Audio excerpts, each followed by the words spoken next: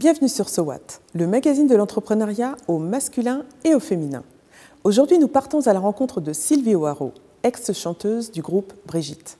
Elle nous partage sa réflexion sur ce qui l'anime.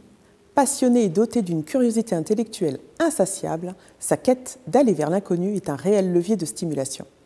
Voyons comment l'art de cultiver son indépendance et sa différence sont source d'épanouissement, tant que le plaisir est au service de ses convictions.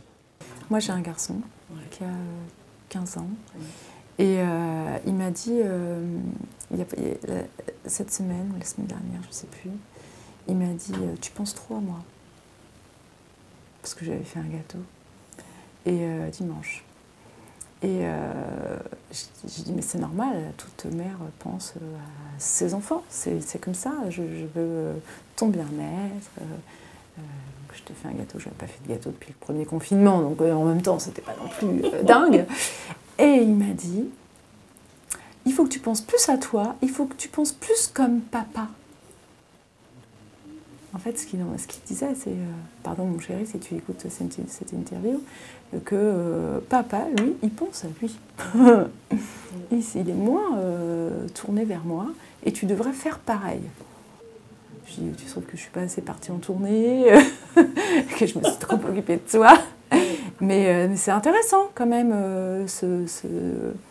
cette petite remarque. Consciemment, j'ai envie que mes enfants se sentent libres, bienveillants. Je pense que c'est important d'être dans la tolérance, d'être gentil. Alors depuis toujours, je lui demande de faire attention à ce qu'il dit. Je me souviens lui avoir dit plein de fois « ça peut pas être drôle si ça fait de la peine à quelqu'un ». Il était hors de question que ma vie s'arrête à mon rôle de mère. Je me souviens notamment lors de la première tournée de Brigitte, mon fils avait 5 ans, il voulait absolument que sa mère soit là tous les jours.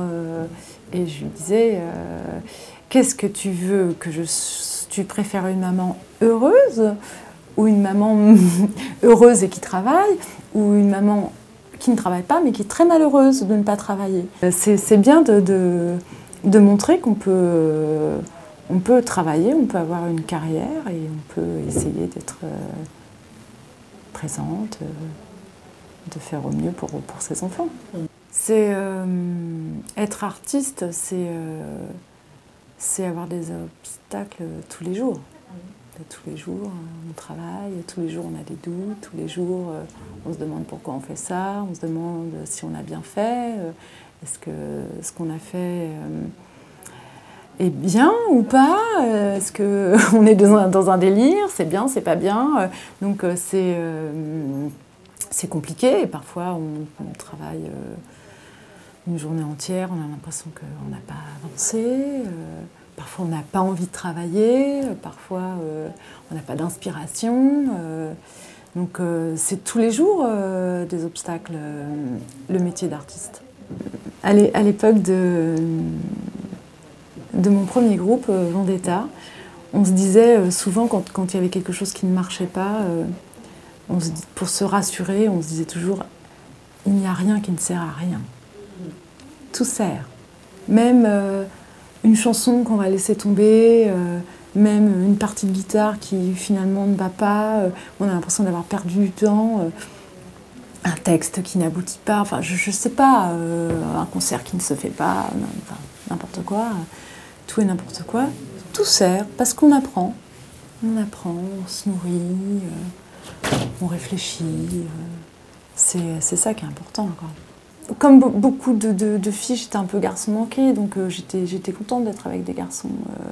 J'étais pas toujours à l'aise avec les filles, où je me sentais pas assez féminine, pas assez soumise, ou je sais pas, enfin, j'étais pas à l'aise avec les filles, donc j'étais mieux avec les garçons. Les femmes, comme elles sont considérées, c'est-à-dire moins que les hommes. Donc voilà mon analyse.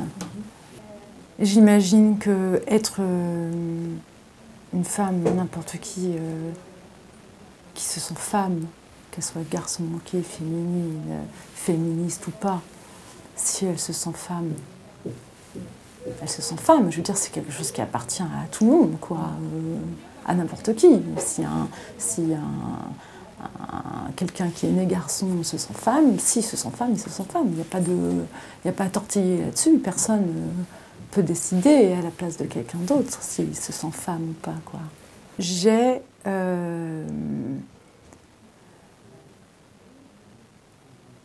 une énorme bienveillance, un énorme amour pour les femmes.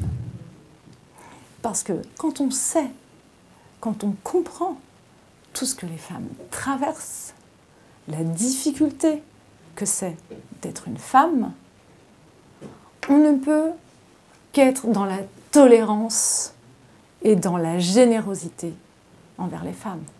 Parce que avant ça, quand on est soi-même, je peux dire, en déséquilibre avec qui on est, et qu'on est face à d'autres femmes, il peut y avoir une espèce d'incompréhension, de fossé, d'agressivité, de concurrence, qui sont juste les signes d'un malaise.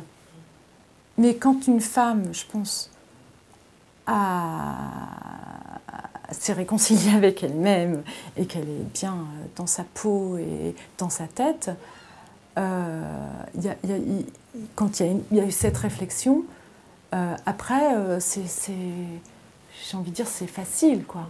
Oui, je nous vois un peu comme des animaux féroces, des petites fourmis. On veut tous la même chose, à manger, un toit,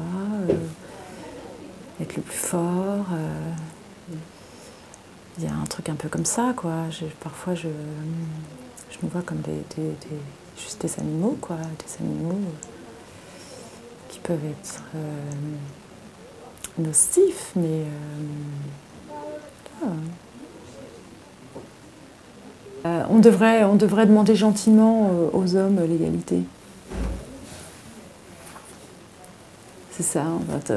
Bon, c'est normal d'être agacé parce que les femmes gagnent moins. C'est normal d'être agacé parce qu'on ne veut pas prendre les plaintes des femmes qui sont violentées. On devrait être agacé gentiment. On devrait toujours rester dans notre position de femme douce, accueillante, souriante. Bon. Alors évidemment, ouais, ça correspond pas à l'image qu'on a des femmes, l'agressivité, la revendication. C'est quelque chose de masculin, donc on ne supporte pas de voir des femmes comme ça. Mais voilà.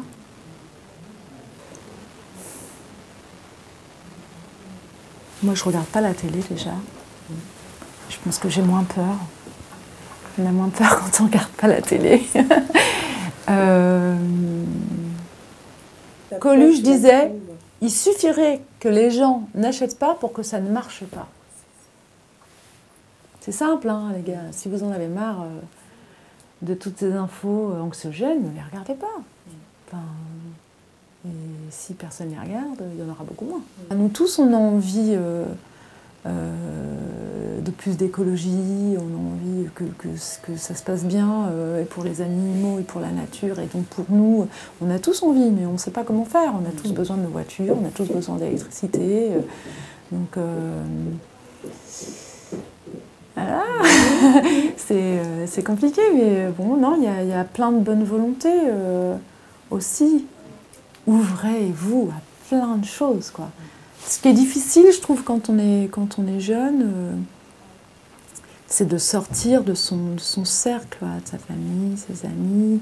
On est dans un espèce de cocon de pensée qu'on connaît, qui rassure, même si on n'est pas d'accord, ben voilà, c'est ce qu'on connaît.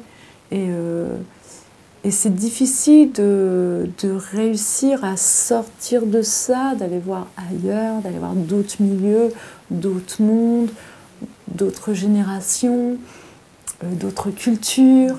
D'abord, on ne sait pas forcément comment s'y prendre, par quel biais, ça fait peur, ça fait du changement. Donc, ouais, je veux dire, mais mangez le monde, quoi. Allez-y, allez à la découverte du monde, rencontrez des gens, rencontrez d'autres manières de penser. Ne soyez pas effrayés par la différence. Avant Brigitte, avec mon autre groupe, il y a eu des périodes où on a travaillé tous les jours. Tous les jours, on répétait les mêmes chansons, les mêmes passages, on cherchait. Aujourd'hui, je me dis, mais qu'est-ce qu'on faisait, quoi? Parce que je comprends même pas qu'on ait passé autant de temps à travailler pour un résultat qui était quand même assez moyen. Mais voilà, ça a été notre manière à nous de progresser, de travailler ensemble. On aurait pu faire ça chacun de notre côté, travailler notre instrument, travailler ma voix, la guitare, et puis se réunir moins souvent pour travailler ensemble, mais on l'a fait ensemble. Moi, j'ai toujours eu besoin de rendez-vous comme ça, parce que c'est difficile quand on est artiste de se dire, bon allez, ce matin, comme tous les matins, à 9 h, je vais travailler mon piano, je vais travailler ça. Ben voilà, parce que c'est quand même un métier de feignant. Alors, quand je dis feignant, c'est juste que ça veut dire qu'on travaille un peu tout le temps et en même temps jamais. On réfléchit, on écoute, on s'inspire, on discute, on réfléchit à des thèmes. Enfin, en fait, donc c'est difficile de voir à quel moment tu travailles, à quel moment tu ne travailles plus. Et la psychothérapie aussi m'a beaucoup aidée. Je dis toujours ça un peu comme une phrase toute faite, que sans psychothérapie, j'aurais pas réussi à faire tout ce que j'ai fait. Parce que si on est bancal, c'est plus difficile, c'est plus douloureux, je pense. En tout cas, moi, j'avais besoin d'être plus forte, d'être plus heureuse ou d'être moins malheureuse, je ne sais pas comment dire. Enfin, en tout cas, ouais, j'avais besoin de ce soutien-là. Évidemment, ma rencontre avec Aurélie, où là, on s'est porté l'une l'autre, enfin, mutuellement. Enfin, ça, c'était quand même assez magique, cette rencontre-là, évidemment. Mais bon, c'est ça, la vie en général, pas seulement quand on est artiste. Les rencontres. Tu sais, souvent, les gens racontent ça, j'ai rencontré tel prof, j'ai eu ce professeur qui m'a fait découvrir ceci, je sais pas. Et je crois que c'est...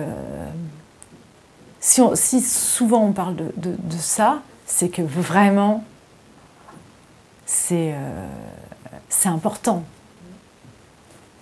Et alors moi, j'ai pas eu de prof qui m'a fait découvrir ou qui s'est occupé de moi, ou je sais pas, c'est pas non plus un rapport particulier que j'ai eu avec un prof, mais j'ai eu une institutrice qui m'a poussée à travailler à l'école. Donc j'étais en CM2, je crois, donc je commençais au début de l'adolescence, je commençais à me reposer un peu sur mes lauriers, et qui m'a poussée à travailler et qui avait décidé que je serais la première de la classe. Elle avait convoqué mes parents et elle avait dit si elle veut, si elle travaille, elle peut être la première de la classe. Et ça, que quelqu'un te donne cette confiance-là, que j'aurais réussi ou pas, tu vois, est-ce que ça aurait changé quelque chose, j'en sais rien, mais qu'on te donne cette confiance-là, c'est génial. Et ben, tu vois, je m'en souviens. C'est génial, c'est comme si elle m'avait fait un cadeau, quoi. Tiens, regarde, un gros gâteau, tu le mérites, c'est pour toi. Être heureuse, c'est peut-être d'abord être libre, se sentir libre, se sentir aimé, être entouré de gens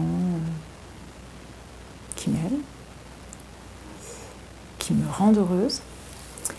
Et puis aussi avoir le sentiment de grandir, de continuer à grandir, de continuer à apprendre, de continuer